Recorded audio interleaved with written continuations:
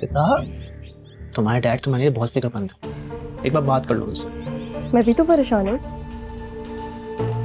वो ज्यादा परेशान है।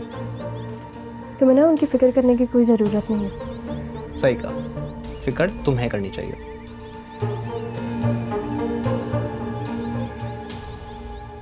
तुम्हें अगर कोई और बात करनी है तो कर लो, वरना मैं जा रही हूँ, मुझे रेस्ट करना। पिता प्लीज, कभी तो किसी और की परेशानियों को सीरियस ले लिया करो। तुम हो तो अब उन्हें सीरियस लेने वाले। जाओ जाके डैड को बता दो कि मैं यहाँ हूँ, इसलिए ही आए थे ना, ताकि तुम मुझे देख सको और मेरे डैड को बता दो और मेरा सुकून बर्बाद करने। अब हो गया। मैं उन्हें कुछ नहीं बताने वाला रिदा। मेहरबानी होगी तुम्हारी अगर तुम कुछ नहीं बताओगे। मेहरबानी का पता नहीं, अलबत्ता मेरी बातों पे गौर जरूर करना। छोड़ दो उसको, मैं तुम्हें आज भी अपनाने के लिए तैयार हूँ।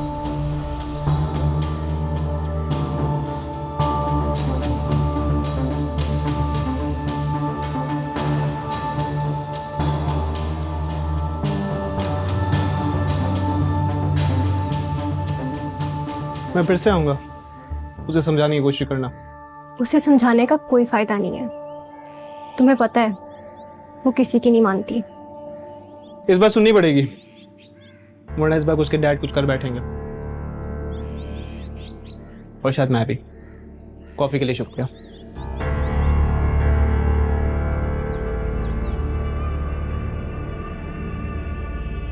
सर, मैं आपसे कितनी दफा कह चुका हूं, मेरा इस गुमशुदगी से कोई लेना देना नहीं है। और इस बात का सबसे बड़ा सबूत ये टेक्स्ट मैसेज है जो उसने जाने से पहले मुझे खुद किया। मैं तो खुद उसे ढूंढ रहा हूं और आप मेरी हेल्प करने के बजाय उल्टा मुझ पर इल्जाम लगा रहे हैं। सर मुझे लगता है इनकी थोड़ी सी खातिरदारी करनी पड़ेगी ताकि इनका दिमाग खुले। ले जाओ इसे। अरे सर, क्या मतलब ले जाओ? मैं आपसे बात कर। अरे एक मिनट यार, बात तो भाई बात तो करने दो मुझे।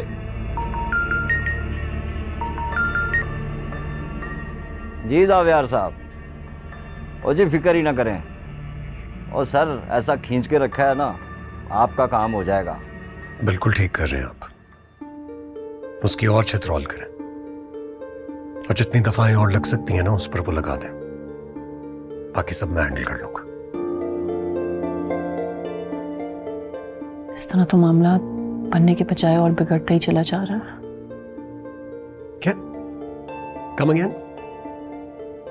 तुम्हें किस बात की फिक्र हो रही है? मुझे आपकी फिक्र हो रही है, आपकी रेपुटेशन की फिक्र हो रही है, आपकी जान की फिक्र हो रही है। जिस तरह आप मामले को हैंडल कर रहे हैं ये सही तरीका नहीं है। और वो सही तरीका है? वो जो रिदा ने अपनाया वो सही तरीका है? सावियार, ना वो सही था ना ये सही है। वो जज्बाती है लेकिन आप तो नहीं है ना। कम से कम अपनी और उसकी उम्र का फर्क देखें।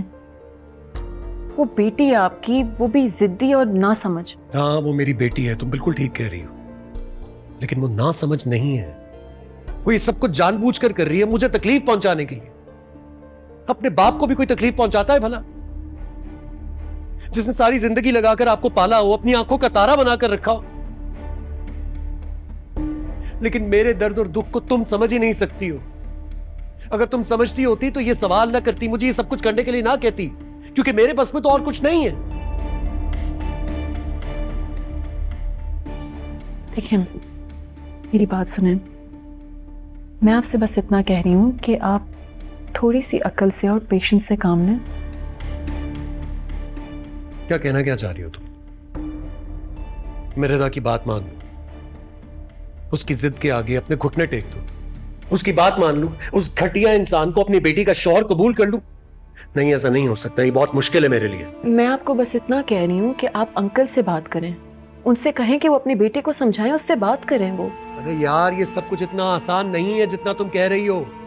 तुम्हें क्या लगता है मैं उनको कॉल करूंगा, उनसे बात करूंगा और वो मेरी बात मान लेंगे? अगर ये सब कुछ इतना आसान है तो मुझे यकीन दिलाने के लिए तुम उनसे बात कर लो। तुमने देखा नहीं था वो घटिया इंसान मेरे सामने कैसे बदतमीजी कर रहा था? तो सब यार, वो ऐसा है, आप और अंकल तो ऐसे नहीं है ना। कम से कम आप अंकल से बात करते, उनके आगे अपना मौक़िफ़ रखते, उनसे कहते हैं मेरा रिश्ता कबूल नहीं है। हो सकता है मामले का कोई ना कोई हल जरूर निकल आता। अगर तुम्हें इतना यकीन है ना इस बात का कि बात करने से ये मसला हल हो जाएगा, तो ठीक है, कर लो उनसे बात। बल्कि एक काम करो ना, मेरे सामने कॉल करो, करो। सावियार, अभी बात बहुत बिगड़ चुकी है। वो इस तरह फोन पे मेरी बात नहीं सुनेंगे, मुझे फेस टू फेस उनसे बात करनी होगी। हरगिज़ नहीं, मैं तुम्हें वहां जाने की इजाजत नहीं दूंगा। मुझे भी कोई शौक नहीं है वहां जाने का। इस वक्त अंकल घर पे तो नहीं होंगे, उनका बेटा लॉकअप में है, वो परेशान होंगे, उसे ढूंढ रहे होंगे वो। तुम्हें कितना एहसास है ना उनकी परेशानी का।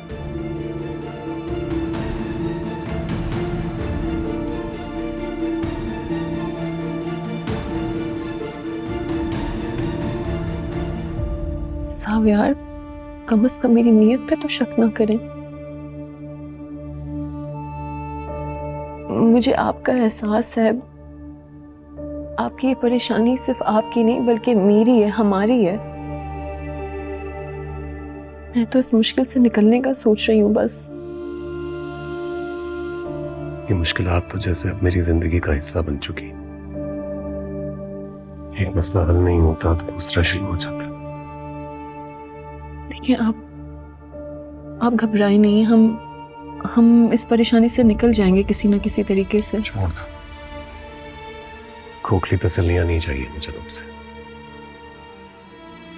मैं सिर्फ इतना जानता हूं कि मेरी जिंदगी से मुश्किलात कभी नहीं जाएगी, क्योंकि मेरी अपनी सगी बेटी मेरी दुश्मन बन गई, मुझे तकलीफ पहुंचाने के लिए हर मुमकिन हद तक जा सकती है। और ये सब कुछ उसी दिन से शुरू हुआ है जिस दिन से मैंने ये शादी की। उस दिन के बाद से सुकून के एक लम्हे को तरस गया।